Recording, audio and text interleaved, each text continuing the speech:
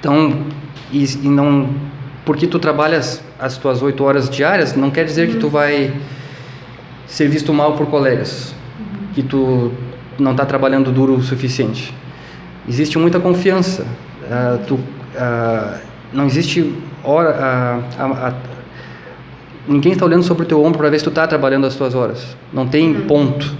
Especialmente na área de tecnologia, que é uma área que necessita criatividade, a flexibilidade é muito importante. Se tu não está no ritmo para criar hoje, não adianta tu ficar 10 horas trabalhando. Então, se tu tem que tirar um dia de mais curto, 6, 5 horas, beleza. Existem empresas que têm um banco de horas. Tu pode marcar menos 2 horas hoje, mas tu vai marcar mais 3 amanhã, e no fim tu tem, digamos, um excesso de 8 horas, tu pode tirar um dia de férias com aquele banco de horas.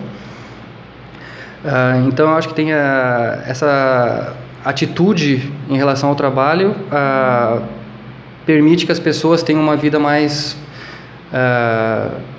humana. Tu não é um escravo do teu trabalho, tu tem o teu espaço para viver a tua vida familiar. Um exemplo que eu posso dar, por exemplo, eu tinha colegas que chegavam no trabalho às 7h30 da manhã. O que eles fazem? Antes do trabalho, eles largam as crianças na creche, vêm, trabalham suas 8 horas, tem que pegar a criança na creche. Ninguém vai ficar esperando lá. Os professores vão embora, porque eles também estão nesse ritmo, eles têm a hora que eles querem ir embora. Então é bem rotina, eles vêm 7h30, 13h30, 4 da tarde já estão indo buscar as crianças e tem o resto do dia para passar com a família. E uma coisa que eu aprendi pessoalmente, o meu cargo também, ele requer muito, a quantidade de trabalho é muito grande.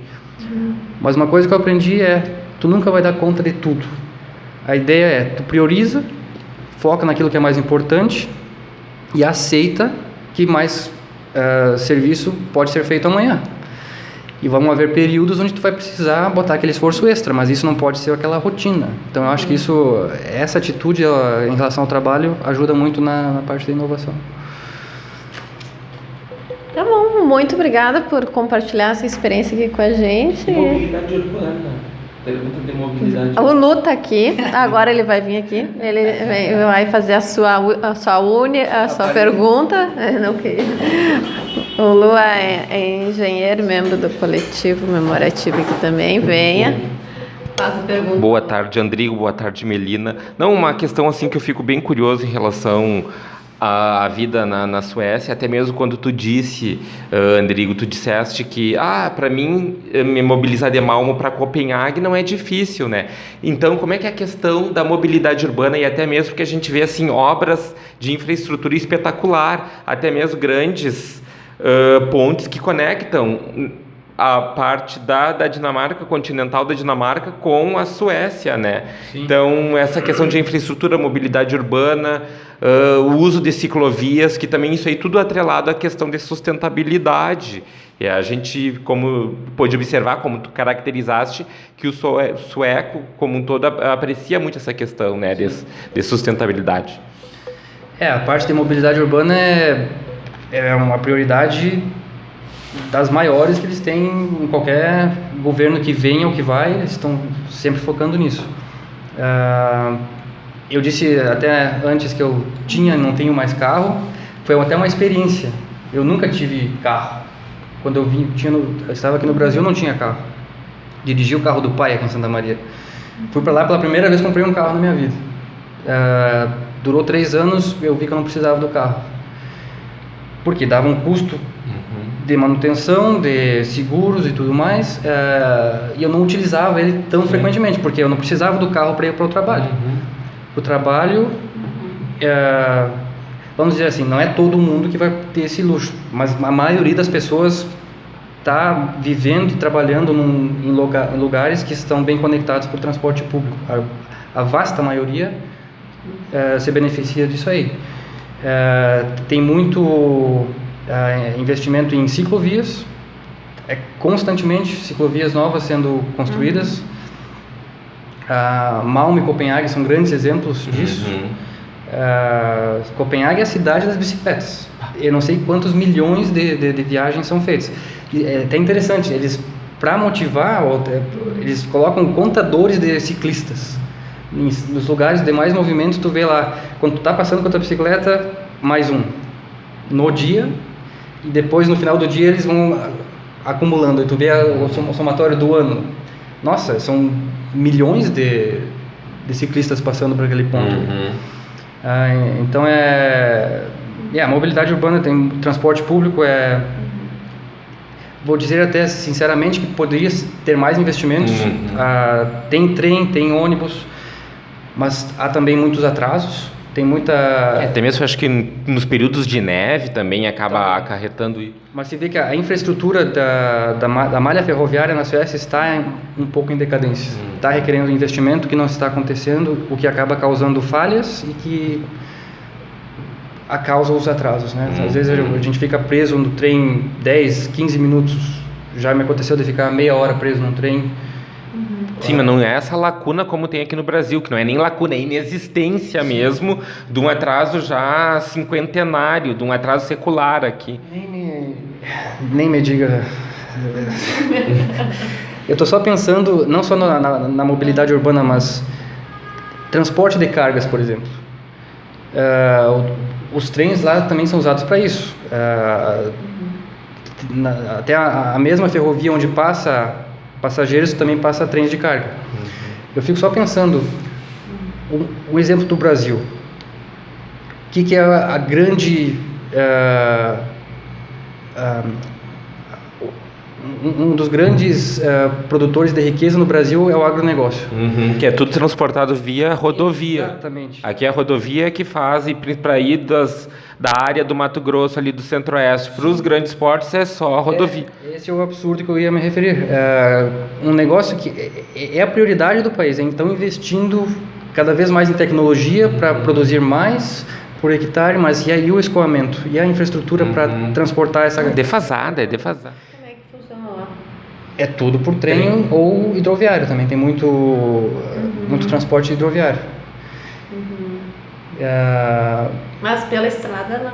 Por estrada tem caminhões, mas não chega a ser tanto. O que acontece? Pode chegar lá, chega um navio carregado de containers. Aí tu olha, nossa, quanto container. Sim, cada um desses containers, na verdade, é o baú de um caminhão. Mas tu acha que vai ir lá 1000 caminhões para pegar? Não, eles vão botar esses 1000 containers em cima de um trem. E esse trem vai ser transportado com energia elétrica, né? Porque os trens são elétricos. E eu não sei com certeza, mas essa energia elétrica,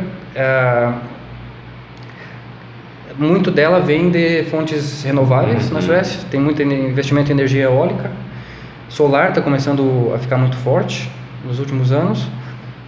Isso que é um país que pouco pega sol. Mas ainda se produz energia solar. Na verdade, isso é interessante. Há um incentivo do governo para as pessoas colocar painéis solares. Aqui no Brasil, eu escutei falar que estão até querendo dificultar com impostos e tudo mais. Eu não sei exatamente o que é, não me inteirei do assunto. Mas tu vê que tem esse pensamento bem progressivo de usar tecnologias alternativas, energias renováveis para o transporte. Um outro exemplo de como eles pensam em sustentabilidade: o lixo. O lixo que é reciclável vai ser reciclado. Plástico, lata, vidro, beleza.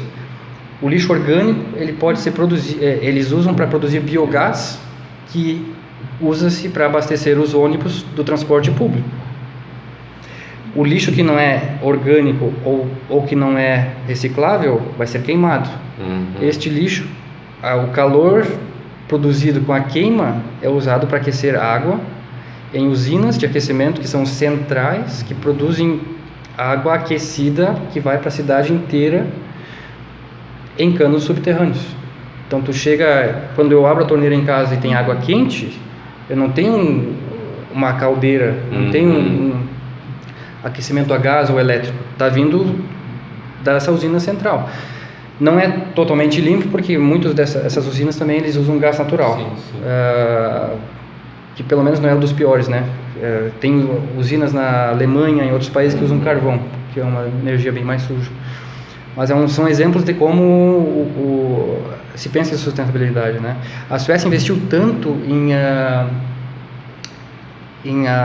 nessa habilidade de reciclar lixo que eles viram nisso uma oportunidade de negócio. Começou como vamos resolver o problema do lixo. Hoje em dia eles importam lixo de outros países. Na verdade, eles compram o lixo dos países para reciclar na Suécia, porque aquilo ali eles conseguem fazer dinheiro com aquilo. Então, tem muita gente que acha que essa conversa tem os céticos que ainda hoje acham que mudanças climáticas não ocorrem. Sim, aqui tem muito também. Nós estamos vivendo um momento no Brasil que isso aterroriza até. Sim, mas eu vejo o seguinte, tudo bem, se você acha que não tem o fator ecológico envolvido, que você não acredita nisso, tudo bem, respeito a sua opinião, discordo, mas respeito. Mas não seja burro de ver que você está perdendo uma oportunidade de negócio. Lá criou-se uma indústria no país que recicla lixo de outros países e que ela é lucrativa. É só tu enxergar o problema de uma maneira diferente. Isso também é inovação, vamos dizer, né? Começou de um problema que existe localmente, mas que eles viram que isso é um problema para todo mundo. Então vamos criar uma indústria para reciclar que na verdade consegue fazer dinheiro com isso. Aqui teve, né, no salão da inovação teve uma menina, até tá na Redicina, que ela apresentou uma empresa dela que ela recolhe o lixo orgânico das pessoas e faz, enfim, agora eu não me lembro direito, mas tá no site da Sina também. Sim. Outra, e só nos paralelos entre lá e aqui, uma outra coisa que me deixou muito chateado agora quando eu vim para Santa Maria, eu vi os containers, esses laranjas. Já existia o container cinza antes, né? Mas agora que teve a ideia dos containers laranjas para o lixo seco reciclável, e eu leio no jornal que... Foram incendiados. Não, isso é outro problema, né? Mas eu leio que a associação dos catadores que fazem a seleção desse lixo está se recusando a receber os containers, porque não tem, não está limpo, ou tem lixo de obras de construção que está misturado ali, que não deveria estar. Então tem muito da educação do povo, né? É uma cultura, é difícil de mudar. Eu vejo isso na minha casa. Eu dei de presente para minha mãe uma lixeira nova, para ela colocar os recicláveis, porque a lixeira era muito pequena e lá acabava restos de comida, terminava indo... ela tentava reciclar os pacotes as caixas de leite, latas, mas assim, era meia boca. E eu, não mãe, aqui vai ser só esse lixo. Do lado dessa lixeira está a lixeira para o outro lixo que ela não vai reciclar. Eu antes só tinha que ir lá fora de casa colocar o outro. Então, na preguiça, acabava largando no lugar errado. Mas lá assim, não tem isso, o povo é bem consciente. É consciente. Pra... Não, e outra, lá, aqui tu pode colocar, aqui é uma vantagem, tu coloca tudo no mesmo saco. Lata, vidro, papel, tudo. Lá tu tem que botar plástico num, papelão no outro, lata no outro. E assim vai. Mas sabe que quando eu morei em Porto Alegre, eles tinham o dia que eles passavam o caminhão do lixo para recolher o lixo seco e o dia que passava para recolher o lixo orgânico. Até hoje eu separo o lixo dentro de casa, né? Mas, claro, aqui a gente sabe que tudo vai para o mesmo lugar, enfim. Mas lá eu me lembro que já existia isso nos anos 2000, 2001, não sei se continua, mas existia a política disso, assim. Um dia era um lixo seco, outro orgânico.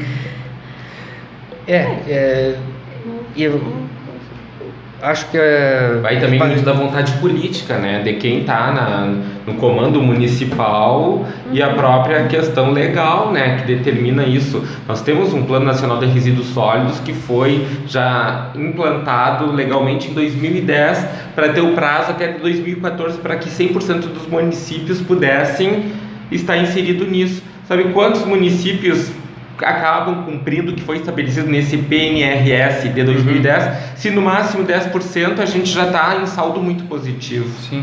A falta de vontade política também que tem, né? Acoplado também com a falta de educação pontual ali do indivíduo que não tem aquela capacidade de fazer a sua divisão do seu saco plástico em relação à matéria orgânica, né? Sim. E não é só a vontade política, é a vontade, a gente viu que teve a vontade aqui em Santa Maria, mas eu estou achando a implementação parece não ter sido apropriada porque não está acompanhada de uma educação, uma campanha de reeducação de hábitos, né? Lá na Suécia, até hoje, o negócio já vai há décadas desse jeito, mas até hoje eu recebo mensalmente um folheto explicando, dando dicas de como tu agir mais sustentavelmente e relembrando de como tu recicla materiais que às vezes não são tão comuns, por exemplo, isopor, como é que você recicla? Vai junto com plástico. Isso eu não sabia. Às vezes eu às vezes eu estou jogando lixo lá nos containers do meu prédio, eu vou no Google para descobrir, porque é aquela hora que eu vou aprender. Aí eu aprendo, tá, da próxima vez eu já sei onde eu tenho que largar. Então essa educação tem que ser constante e sem parar. Não é que tu vai fazer uma campanha agora e vai esquecer. Isso leva anos, décadas para mudar os hábitos. E claro, introduz isso na educação fundamental também, que as crianças já vão crescer com uma cultura diferente. Mas claro, nada melhor do que aprender por exemplo. Então, se os pais derem um exemplo, as crianças vão aprender muito melhor do que se os professores estiverem ensinando, né? Se o professor ensina e o pai está não dando a mínima, fazendo tudo errado em casa, a criança não vai aprender também. Então acho que eu não sei que tipo de campanha foi feita, talvez tenha sido, eu não esteja ciente, mas uma sugestão que eu daria é investir muito forte numa campanha, talvez fale com a RBS, os outros canais de comunicação, para constantemente, relembrando as pessoas de como fazer as coisas certas. Senão não vai funcionar. É muito bom a ideia dos containers, mas só vai funcionar quando as pessoas tiverem a consciência e implementarem isso em casa, né? Tá bom, agora, né, quase 1 hora, 50 minutos, tempo de um jogo, depois...